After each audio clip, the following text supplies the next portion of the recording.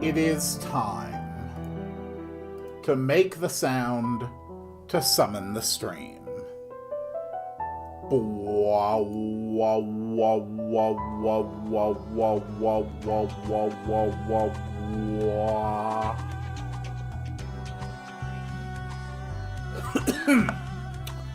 Greetings, dear viewers. I'm Quill Quickcard, and welcome back to the Community RPG Maker Project. We have been working on sort of the preliminary stuff here in Act 3 of the game over the last several weeks. In between this episode and the last one, I did finally finish making all of the hookshot points in the Pepsi Land swamp.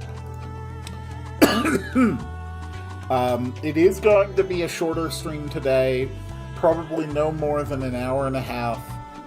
I am pretty busy today, and I didn't get as much sleep as I had wanted, so I do want to get some rest before I do other things today. But we do have a good bit of stuff that we can work on today in that short period of time.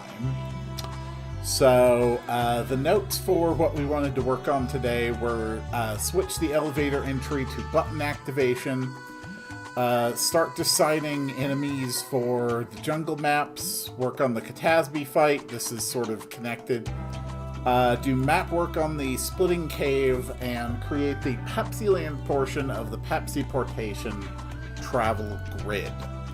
And I think we're just going to head and work on this one first. So if we take a look at the whole overworld at this point,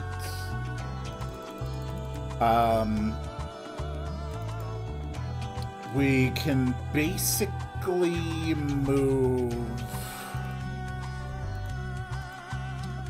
the Pepsi Land orb here. There we go. I think that is the asset that we are using for the Pepsi Land headquarters. Yes, it is. Okay. So we'll just go ahead and copy.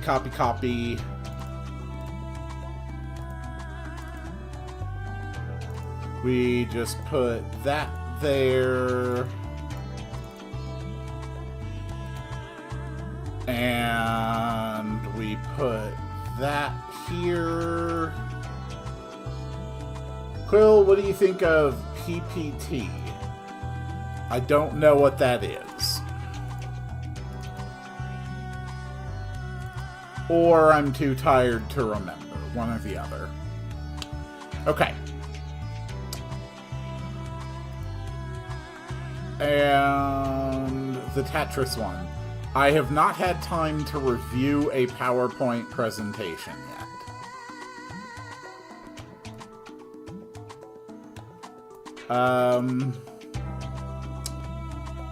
Okay, how do I want to do this?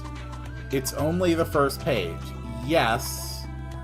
And I am still have not taken the time to review it yet. Okay.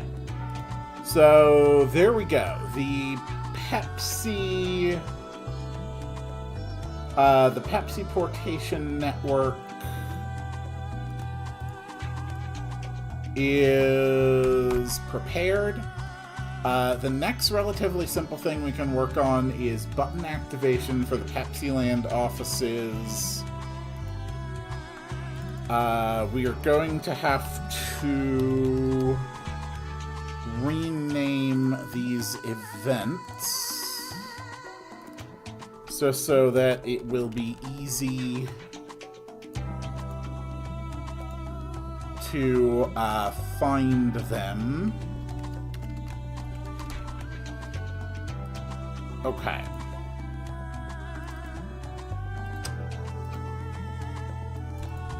So, yes, we do have the sound. So we're going to copy all of that. Put this here, same characters activated by a button. Change this to target the elevator event.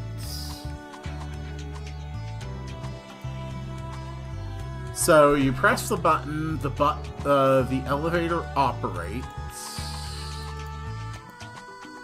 Hello, noob. Welcome to the stream. And then left. Yeah, because the player's going to be standing here, left, and then through on, move up, through off, and that should be sufficient.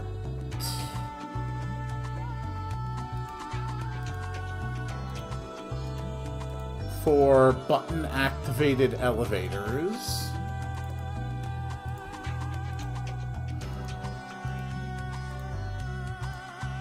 Add a mimic. God damn it.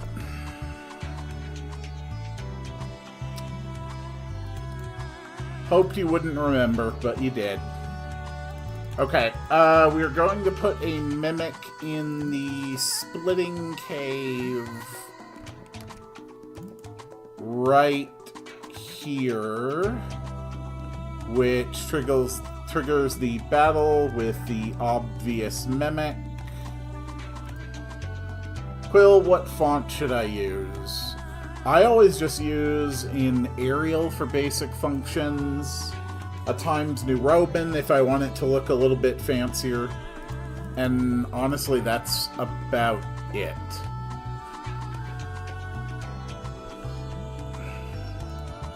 I'm afraid if you're looking for aesthetics, you'll find that I am tremendously boring. Alright, that should be good for button activation.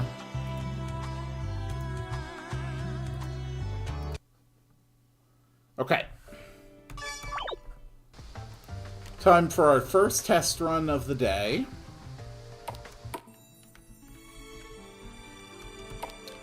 So first off, let's take a look at the now completed Swampland hookshot paths. I absolutely love how this area came together. It looks so good. I think I found one that fits Tetris's Russian origins and a video game aesthetic. That's excellent. Which font did you end up going with? I'm curious. There we go. Just right across.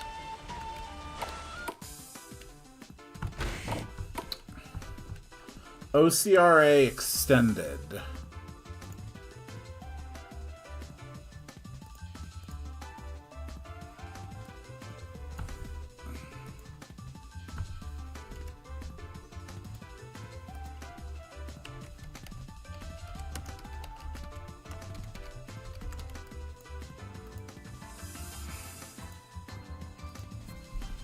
Ooh.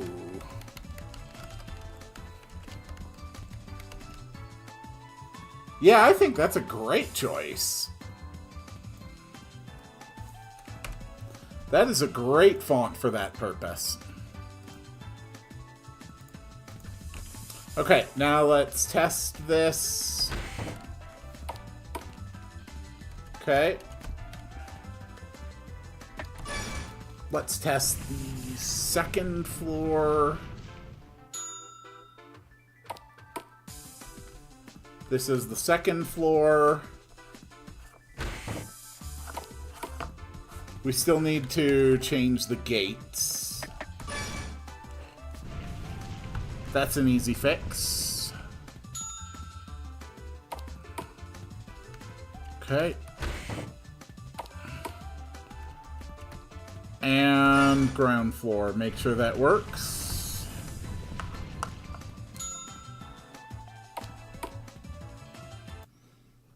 Okay. So we just need a slight switch. This is using SF door 1. So you need to be SF door 1. We also need to remove all of the interactive elements from the door itself, so that you have to activate it from the button. This also needs to be SF door 1 and not actually do anything. And we are done. Okay, perfect. That is 2 of the tasks off the list. We can now work on map work for the Splitting Cave. Interesting fact, but some of the actual first ever like graphic, like computer media work that I ever did, like the first times I really messed around with it, were on an old children targeted graphics program called KidPix, which I'd actually love to find and play around with again, but these days KidPix isn't really something you want to be typing into Google. But anyway, KidPix was, you could kind of think of it as like a pretty simplified paint program in its basic form. But it also had a number of preloaded stamp folders. 1, 2, 3. Okay, we only need 3 for this. It had a number of preloaded little images that it called stamps. Just little things that you could place to make, you know, images and what, to make like scenes and whatnot. There were like, you know, people, objects, basic designs, stuff like that. And it also had a slideshow function as well. And the slideshow function basically let you tie together multiple images to sort of create a scene. You could add little bits of background music or even text-to-speech using some basic things. This was actually very impressive program for, like, you know, the early 2000s, and the older versions were even older than that. For the next place, do Active Volcano and Frost Mountain side by side, Ice and Fire. I actually did that. Back in Act 2... No, back in Act 1, we had an entire ice area that I called the Tundra, kind of like an open map. And it actually connected directly to a lava cave. So that is something that has been done before. Although there's no reason we couldn't necessarily do it again. But anyway, making little funny scenes in... I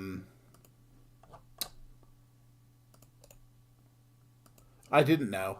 This project's been going on a year. I can barely keep track of all of it. I really don't expect people to come here and be able to keep track of it all. But yeah, I would make little, like, funny scenes with like funny text in that. And that was sort of my first foray into like moving visual media. And later on, I would sort of adopt those same tricks into doing the same sort of things, but through PowerPoint. How about space? Oh, we'll definitely get there. That's for sure.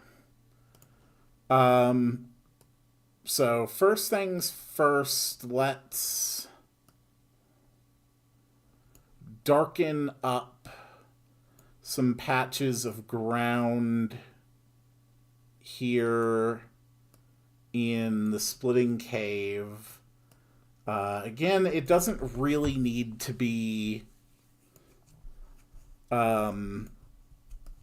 like intense or anything. We're going for like a very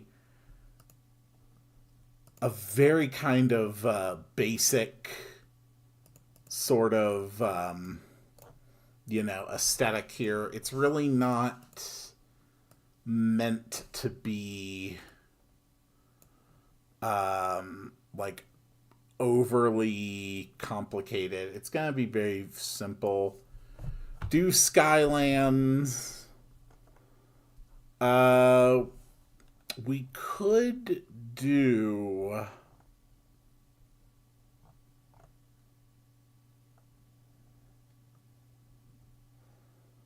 where did I put that?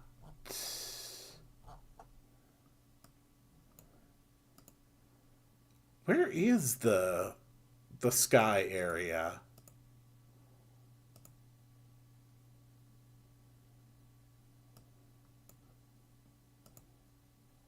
Oh, here we go.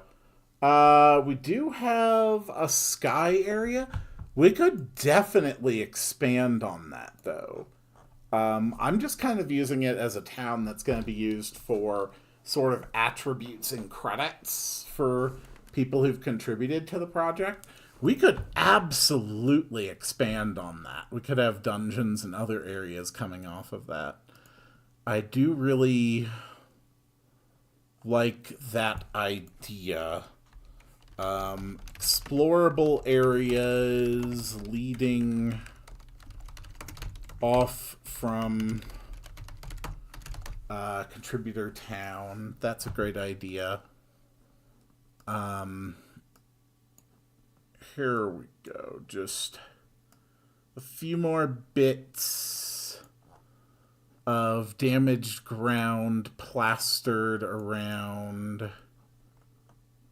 A few bits of sort of just scraggy dirt scattered around. Don't really need to do anything too crazy with that. We do a quest, I give, and we unlock space.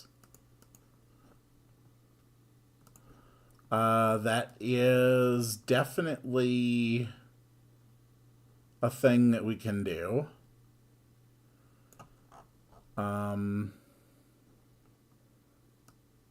Okay, we're gonna add a couple little water areas here.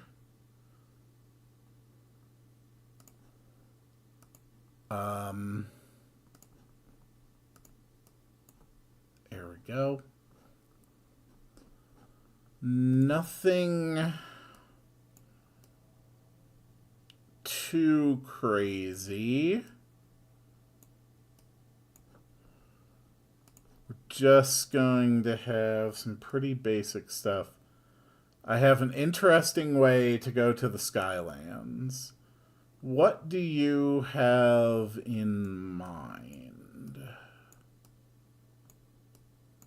Okay. A couple little patches of water, that's fine.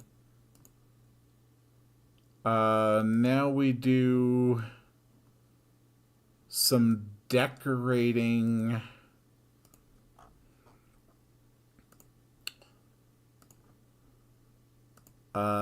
Just some of these killer rocks.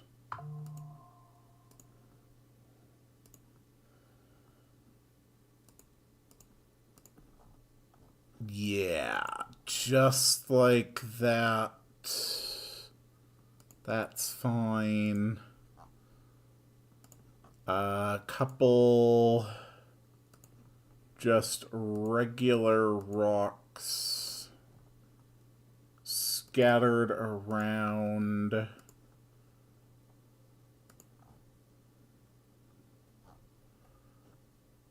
Okay.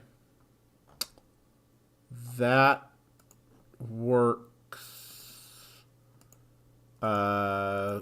Some of these. Is it really a cave with that random rock formations? Didn't think so. Nope. Annie, I know you weren't there for yesterday's Nuzlocke. It went terribly and we died at the Elite Four. And I am sort of oscillating back and forth between either just moving on to Alpha Sapphire next week or just sort of picking up again from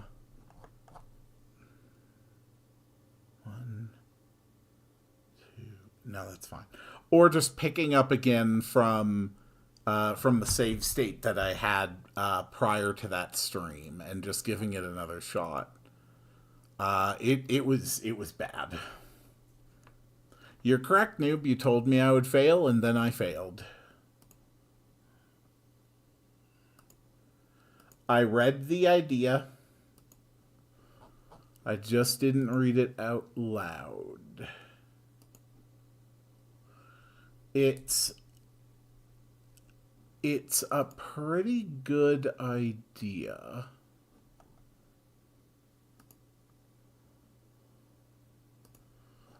Let's see. There we go. I think that looks like a pretty good cave.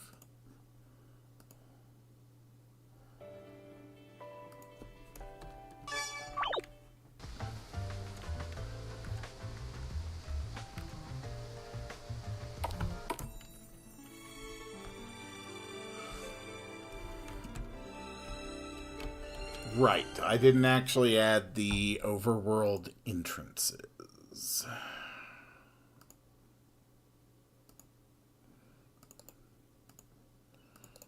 Here we go.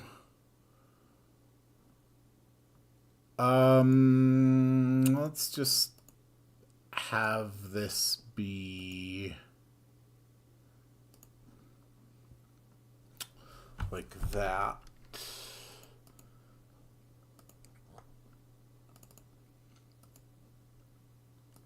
Okay.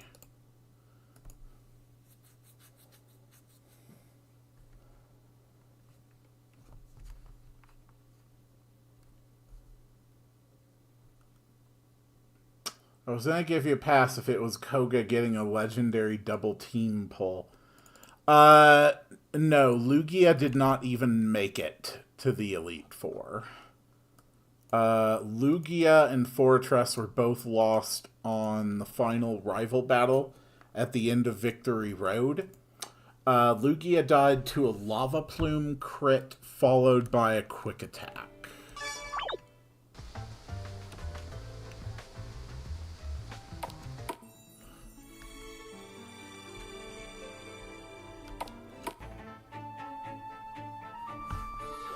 Yes, Alpha Sapphire will be next. Okay, good. The hookshot parts are hidden. The Mimic is functional. And it's just a quick little go and boom. Okay. I'm sorry, we can walk over the oases?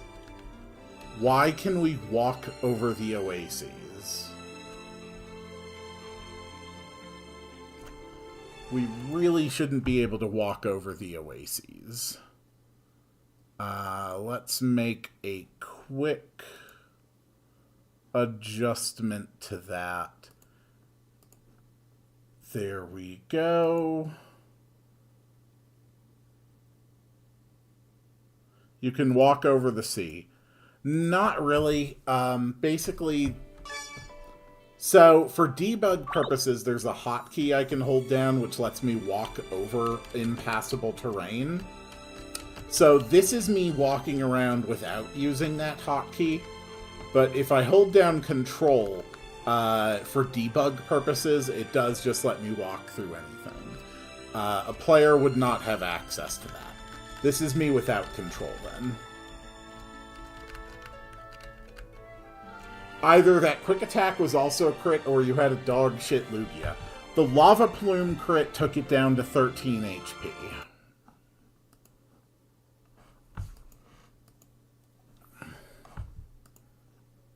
Okay.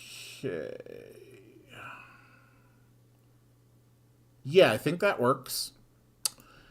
So let's go ahead and make the hookshot sections.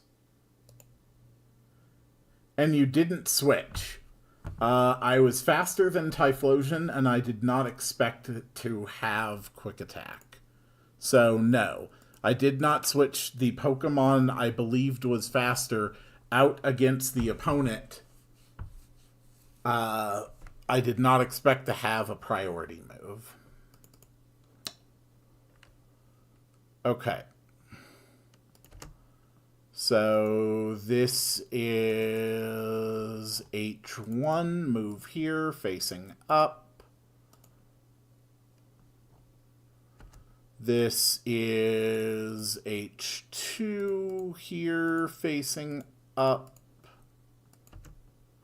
This is H1 placed here again so that it appears on top, facing up. And then H1 moving up. Perfect. And then we set H3 here, facing up. And then we set H1 here, facing up. And then we have H1 move up. Thank God I had the foresight to make this system as modular as I possibly could. Player, move up. Then we... Whoops.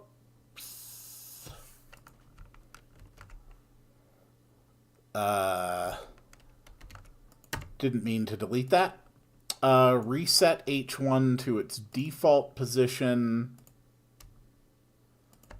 The player moves up. No. Not H1, H2. Reset H2. Player moves up. And then we're only using H2 and H3. So we don't need to reset H4 and H5. So H3 moves into its reset position. Player moves up. And then finally H1 moves as well.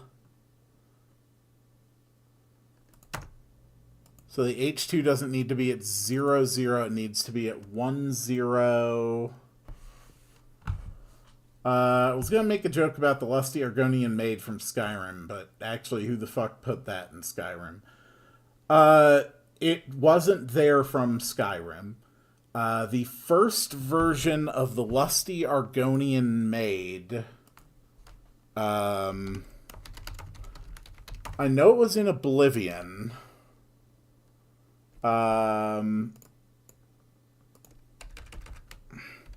Was it in Morrowind? Yes, it was in Morrowind. So it probably originated in Daggerfall.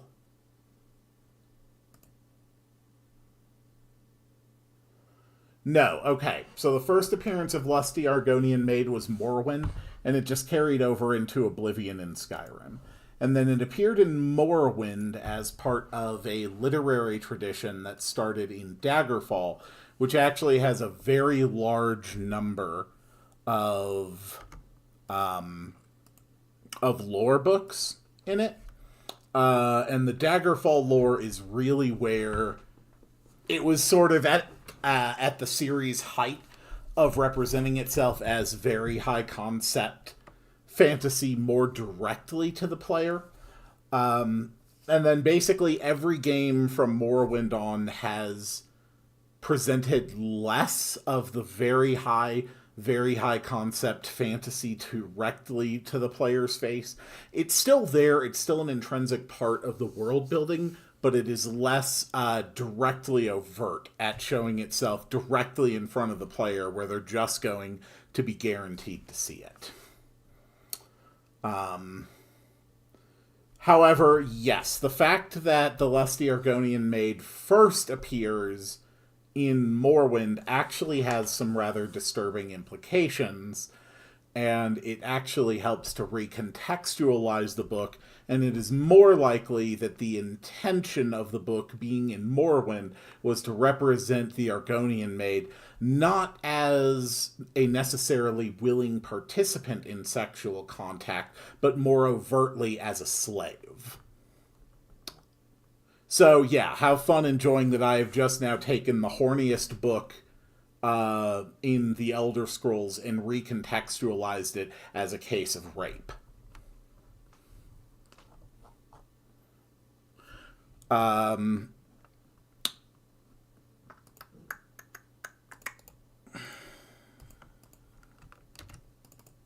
Anywho, with that happy talk out of the way, let's get back to the project.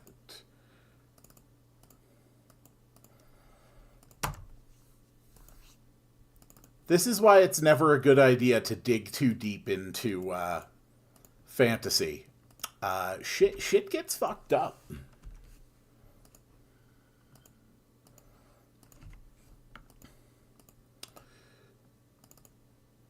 And facing down. Luckily, these are all pretty short paths. So it really doesn't take long to adjust them for these purposes. Player, move down.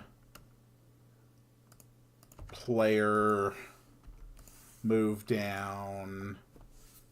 Okay, and that should be it for the south-facing. And now we just need, that's a 2, that's a 3, that's a 4. Okay. Just gonna stick to the one untranslated folk story from Sinnoh then. You know the one. Yes, I assume you are referring to the one that suggests that people and Pokemon interbred. Which honestly just always seemed like kind of an obvious thing, really. I mean, Pokemon are completely sapient beings. Even the more simple among them clearly represent a level of understanding that could be considered human level. So it is not surprising that there has been intermingling between various species throughout Pokemon's history. Frankly, it would be more surprising if there wasn't. And since Pokemon are basically able to interbreed with cross-species, it's entirely possible that humans could actually breed with some Pokemon as well. The really weird part about the implications is that given the way we've seen Pokemon breeding work, the children of Pokemon and humans would not be hybrids. They would explicitly belong to the gender of the mother. So, I don't know if that makes it better or worse, but it's unlikely that there were ever Pokemon-human hybrids. It's simply that if the mother was a Pokemon, the child would be of that Pokemon species, and if the mother was human, the child would likely be human. So it would make sense why there really wouldn't be too many instances of mixed families, even if interbreeding was simply an established part of the culture and the universe. It's actually one of those really weird situations where we can directly draw a line as to how interbreeding would actually function. Yamask was a human once, so when Yamask evolves, they lose all memories of being a human. That is one interpretation, yes. Where am I putting this? Hold on. H4, H3, H2. No, this is meant to be H4. We are resetting H4 back to its original position. I do not think the Pokedexes are reliable sources. I truly don't. My headcanon is that the Pokedex is a collection of folklore and myth, most of it being self-reported. That is to say that I believe the Pokedexes are more akin to a collection of apocryphal information than anything else. Because quite simply, all Pokedex entries cannot be true. There are ones which are flat out contradictory, and there are ones which, if true, would already have led to the extinction of all life on Earth.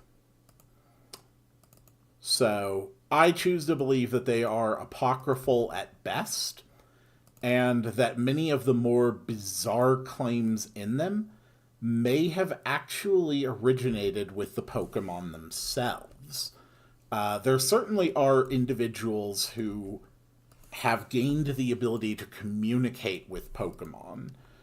We've seen this again and again and again throughout the series, and there are plenty of Pokemon that have the ability to communicate directly with humans in human language or potentially through, writing or other direct ways. I believe that there's information in Pokedexes which originated from Pokemon themselves, being self-reported. Meaning that the Pokedexes may genuinely be collections of folklore, not just human folklore, but myth and folklore from within the Pokemon world and the Pokemon culture themselves. Alright, let's make sure all the hook shots work.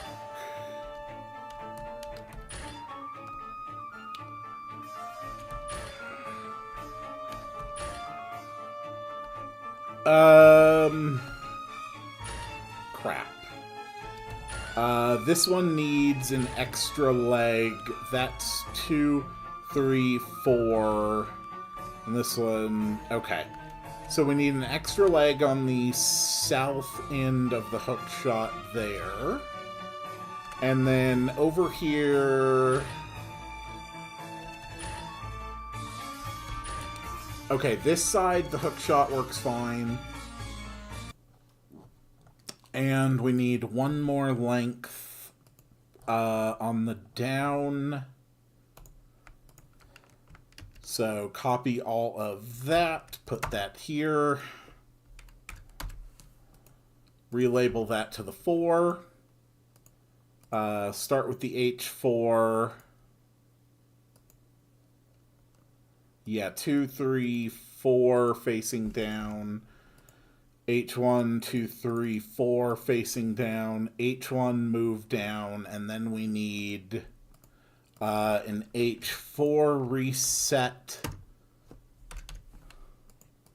and the H4 reset goes here.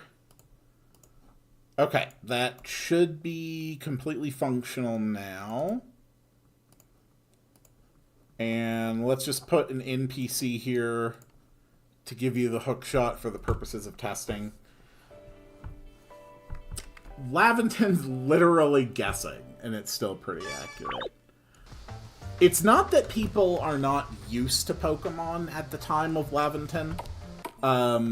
We know that the cultural history of people in Pokemon goes back thousands of years in their world. Likely long before pre-recorded history. Hold on. Okay, something's not resetting properly. But otherwise, that is the only problem. Yeah, there's the problem. I had the reset on the H3 instead of targeting the H4. Okay, so that is now completely fixed.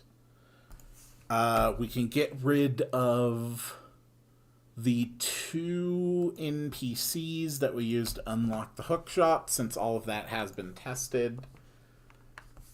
First era to have Pokeballs, so it's still the oldest mentions of Pokeballs, and if you include stuff that we've seen in the anime and the film, the oldest Pokeballs would still be centuries older than the time of Laventon.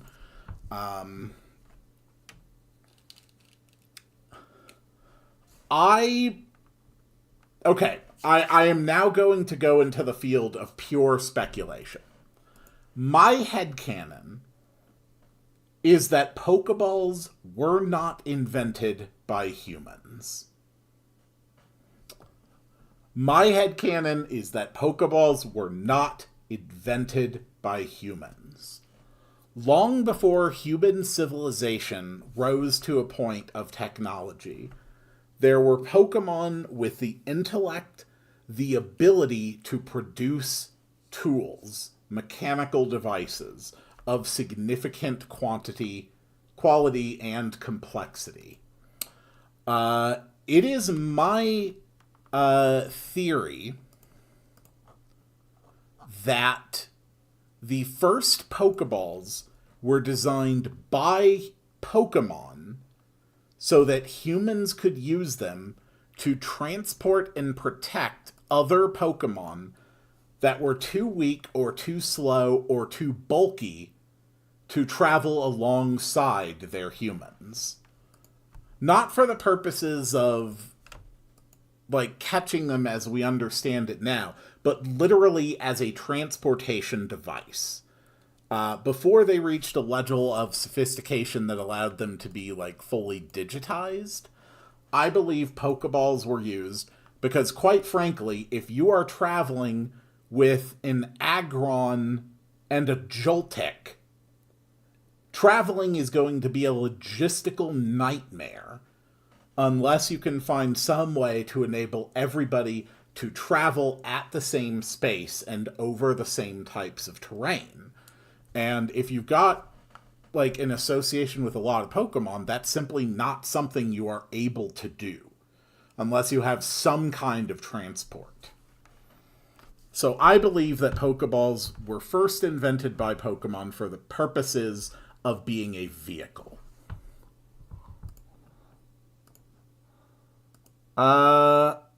Okay.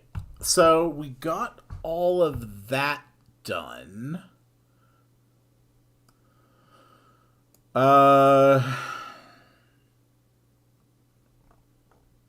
What do I want to do now? I can start working on some skills. Thatcher can have a spell that puts people to sleep.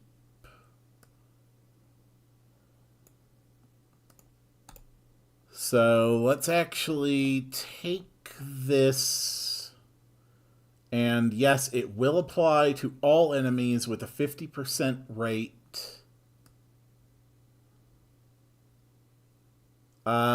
Thatcher's ability... Pyramid Hex is 24. Elegy of Death is 32. Let's put Sleep at 25 mana.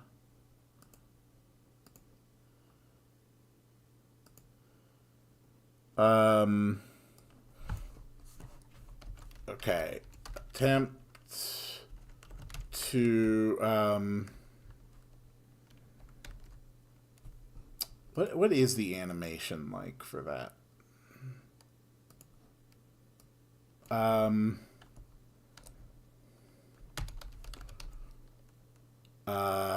Drowsiness, sleepiness.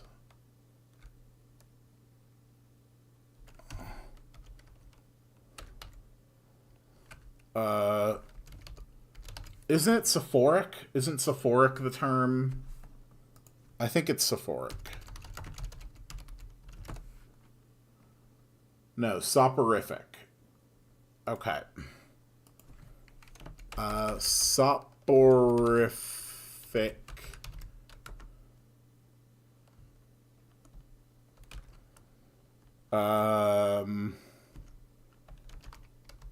Soporific Omnis. Okay. Attempt to put all enemies to sleep. Thatcher casts a sleeping spell. Okay. So that is going to be Thatcher's... The next spell that Thatcher learns just from leveling up. Everybody's level 15 right now. We'll just drop that as a level 16 skill. Soporific Omnis. Okay, that is one spell.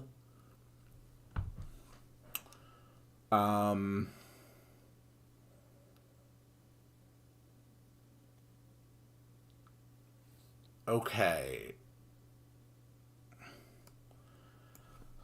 A spell that makes it rain. It's not hard to do.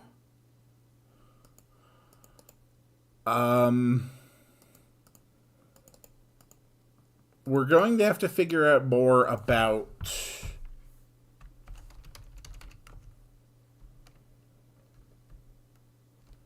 how we want to do this. Causes it to begin raining.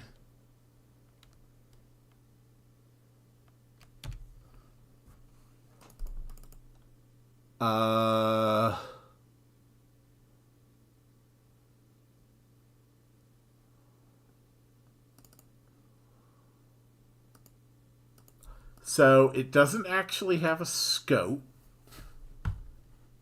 We can have it be fairly expensive since it just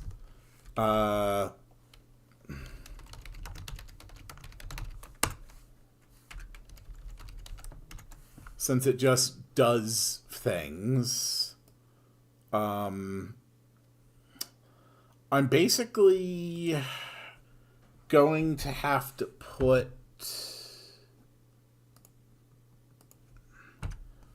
a rain stopping trigger. in like every single map I've ever made.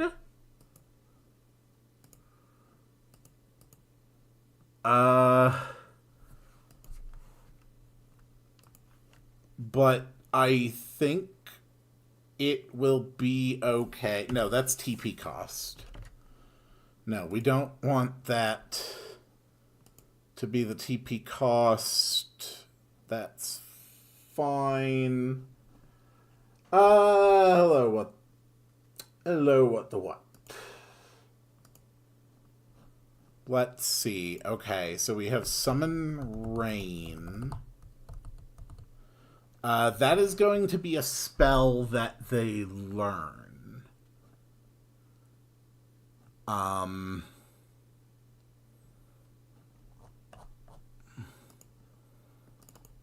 So what it will do is cause a weather effect.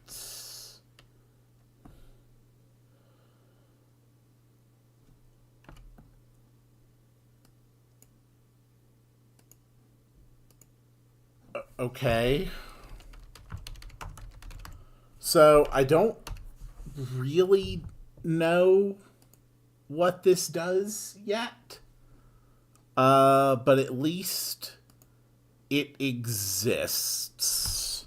Various effects, figure it out. Okay. I guess.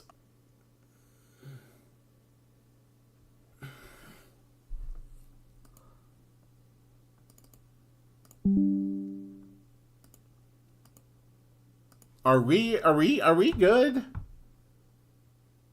Like, am I here? That's twice now I've gotten like a disconnection notice. Am I still good? Everything I'm looking at on my screens tells me that I'm still live and still doing okay. Shadow Slice.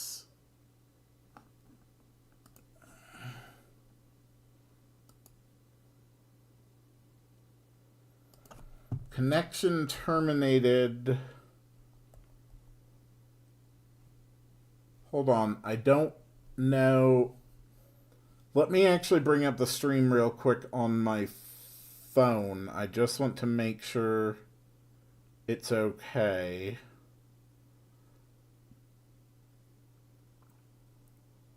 Okay.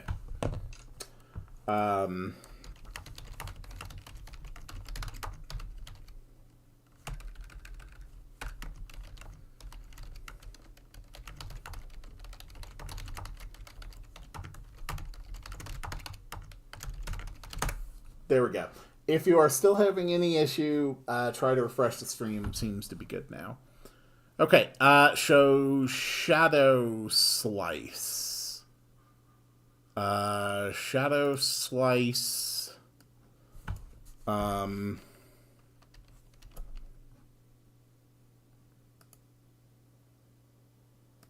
Okay. So it does a bit of damage. Not a lot of damage.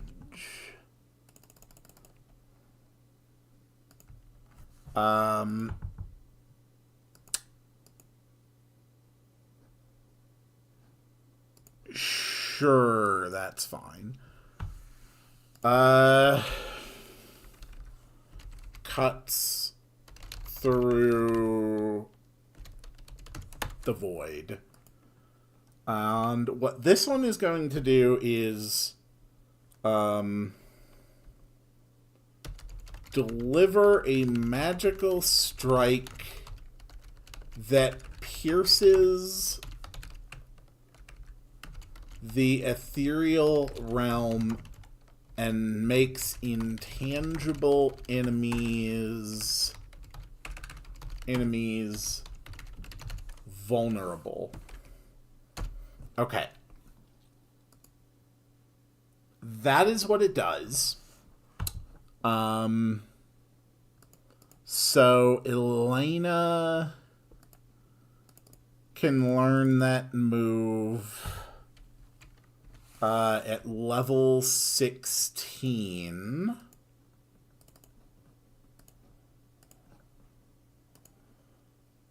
So that is one move for Elena.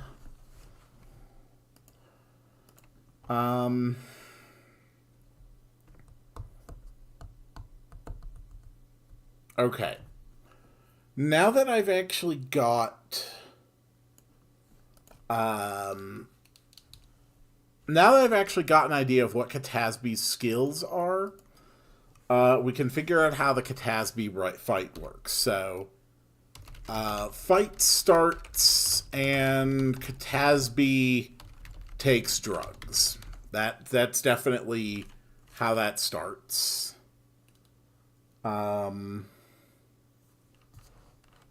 Then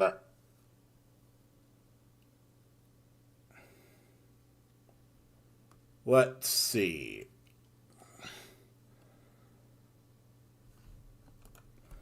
Then they will attack multiple times.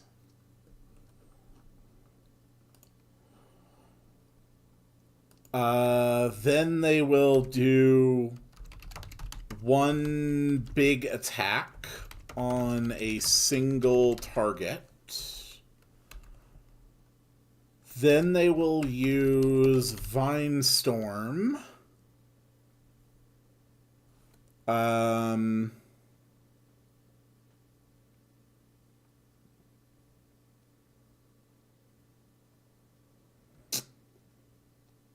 Okay. Then they will Swarm Call, attack multiple times, and then they will weak attack and slow. They have a turn where they are coming down off of the drugs, and then they will repeat. So this is how the Katasby boss fight is going to work.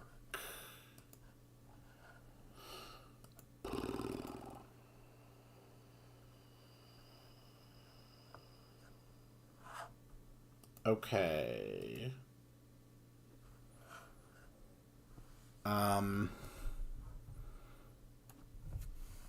Have I ever developed like a proper dispelling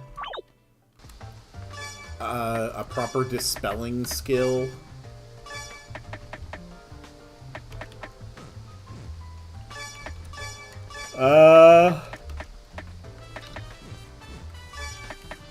No. Okay.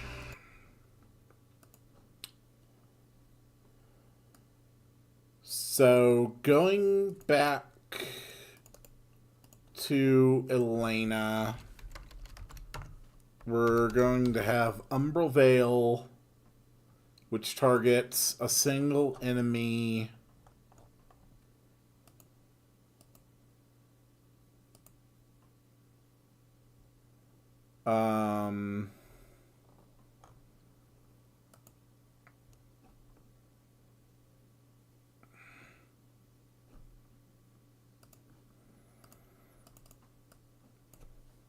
Let's just go with Solar. Instead of Umbral Veil, Solar.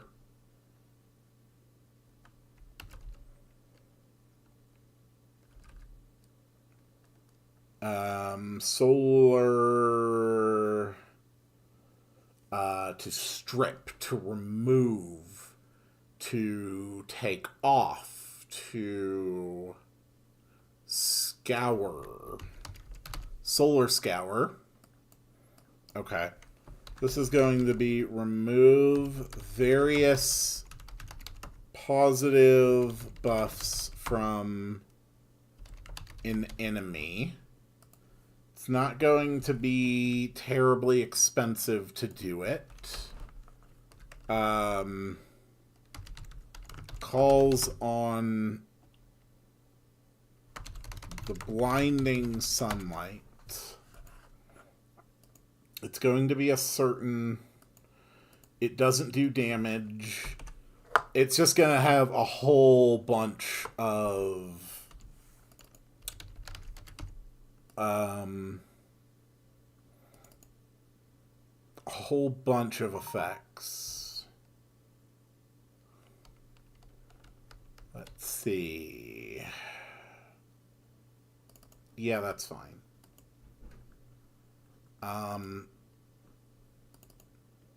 This one they are going to learn at level 18.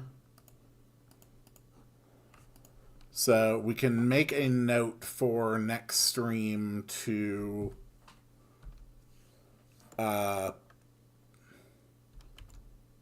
add buffs that Solar Scour removes.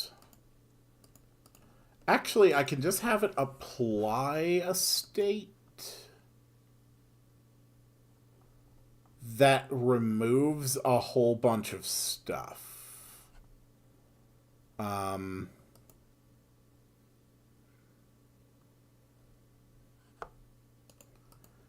Yeah. We have it apply the state buff removal.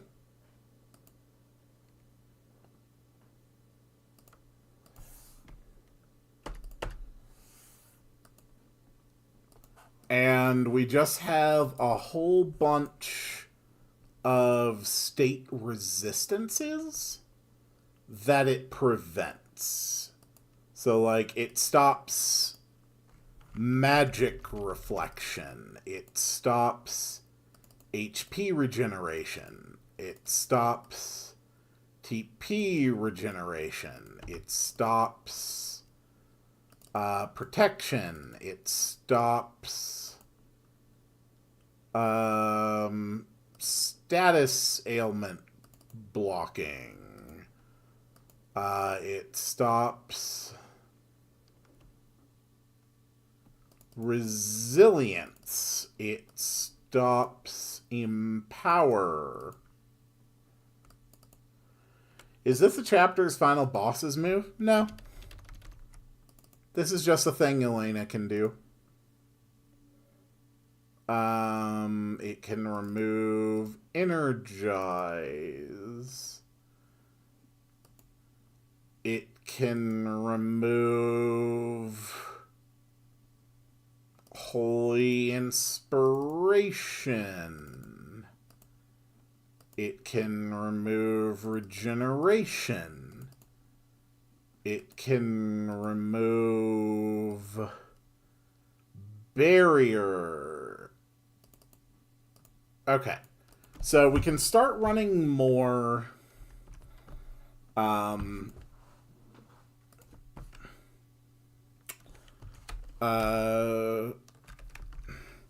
has had their enhancements scoured.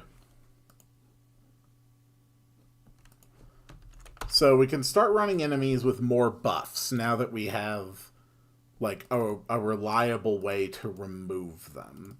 So basically this applies the buff removal, and then when the buff removal is applied, the state causes all of these other states to fall off. So we have now completely finished with Elena's Dispel skill.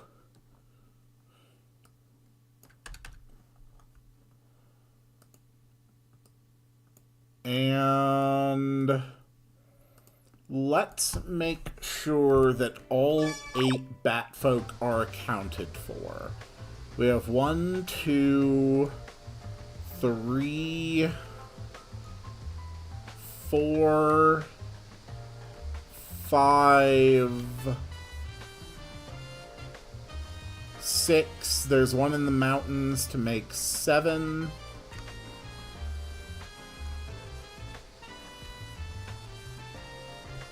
So the last bat folk person is going to hang out in here and sort of do like a briefing.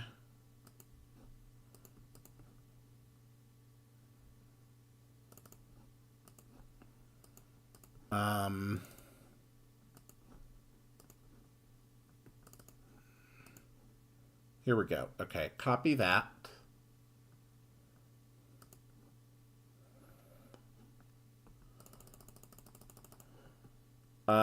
So this is going to be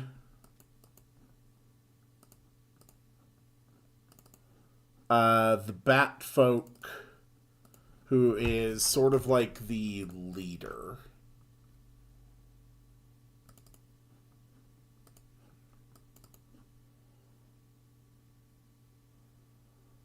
I guess.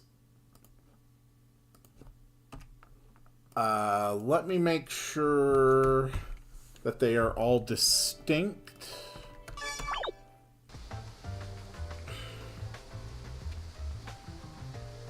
That looks right. That looks right.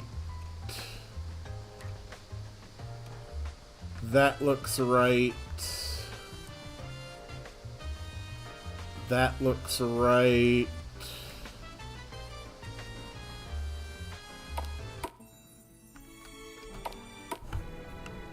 And then that looks right. Okay, all eight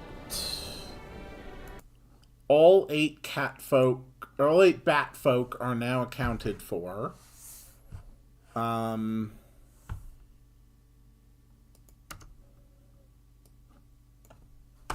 Okay.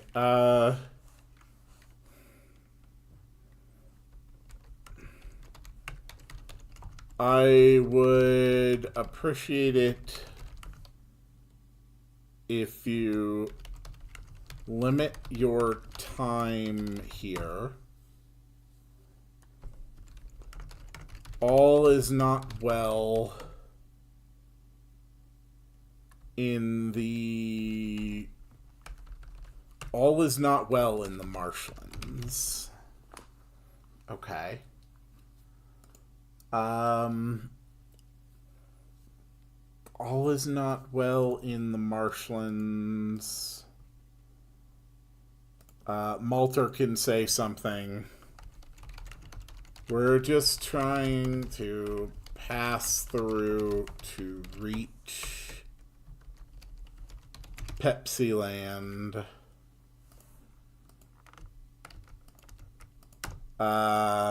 They'll be like, that will be difficult. Recent flooding has rendered much of the path impassable.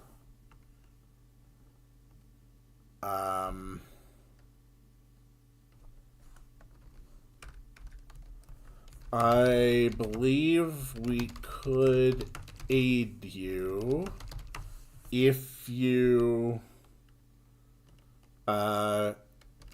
can agree to be on your way afterwards. And Malter, I've got no problem with that. And then they'll just directly tell you what to do. We have devices we sometimes use to traverse the swamps and caves more easily. Head to the nearby mountain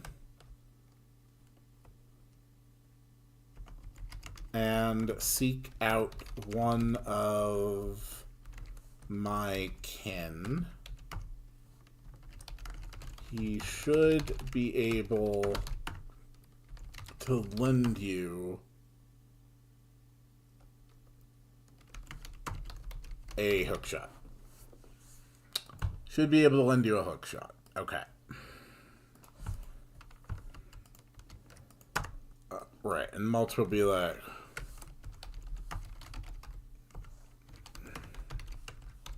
well, thank you kindly for that. Okay.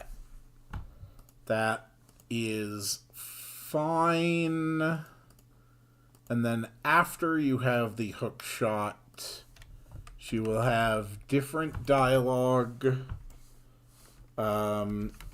You now have the means to traverse this land. Please be on your way. Okay. And that is Batfolk Interior 3 plus Hookshot. Yes. Okay. Perfect. All right. So that has been done. And I think that's going to be it for today. As I had said at the start, I do have other things. But even with this shorter stream, we actually got a good amount of stuff done. The Splitting Cave is now honestly quite beautifully decorated. The Pepsi Land office building, the elevator is now finished. All of the hook shots in the swamp have been tested and confirmed. Splitting Cave has its hook shot segments all finished. We added some new abilities. We figured out how the next boss fight is going to be structured. We now have Pepsi Land accessible through the game's fast travel system. And we also have a more explicit direction given in the Batfolk to lead you to the hook shot. So I think we're all good for today. Thank you all so much for watching. My daily series of Silk Song continues as I become increasingly frustrated with the game. I actually haven't played it for about 4 days, just so I could take a break from it and sort of relax. I'm going to start interspersing that with some other stuff. The next episode of MMORPG Tycoon 2 is coming this week. I've also started playing some Dwarf Fortress for the first time, which is almost impossible to figure out, and I'm having a great time. I may start having some episodes of Necopara Volume 3. Yeah, I think I'll have that. Ugh. Metroid Prime 4 is going to be coming around when that drops. Be here again next week on Saturday as we continue my Nuzlocke marathon. I still haven't decided if I'm going to go straight into Alpha Sapphire or if I want to try like the Elite Four in Soul Silver again. If you have an opinion on that, please let me know in the Discord, one way or the other. If people have a preference, I'll be happy to fulfill it. And then, of course, a week from today, we will be back here with more RPG Maker. So thank you all so much. I will see you all later, and it is time to make the sound to summon the end of the stream.